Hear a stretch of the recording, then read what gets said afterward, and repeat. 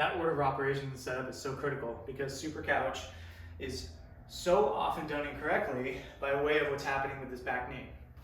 Now don't get me wrong, if your back knee, if the best you can do is out to here, you know what, I'll take it, that's totally fine. But too often I see people that have the mobility just kind of not really lock that knee into that corner, and then they don't get the benefit of the stretch, and then also the accountability and the kind of measured progression that comes with being close to the wall. So hands and knees, toes are all the way down to the wall. Pick a knee, drive that knee all the way, all the way, all the way, as far as it'll go back into the crack of the wall. Now there's an opportunity here to just get up on the fingertips and thinking of pushing that hip down and forward. If I'm really tight, here's what's gonna happen. Am I doing it? My hip is so short, I have to like accommodate out to the side, move my hips. And so the first thing I wanna do is get myself oriented so that I'm straight forward, my hips are square, and I'm actually squeezing this glute down and forward.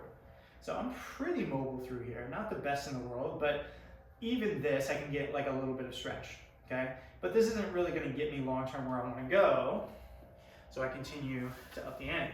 Even just bringing this leg out is going to change my upper body position, and again, allow me to put more demands on that knee. And once I max this out, I get up to here. You can use something for support, which I typically like to do, but I wanna show this in a way where no equipment is needed besides the wall. And then eventually, you can see I'm still kind of on my journey here. Eventually, I want to get myself all the way back to the wall. Maybe if I was a little more loose and open, I could get a couple more inches. I'm not too worried about it. I'm using this leg to push myself back. I'm using this hip to squeeze down and forward. What I don't want to do is just arch back with my head, and then that ends up just being kind of like this low back type of thing. Tightness from here through here, the hip flexor, the psoas, it gets all of it.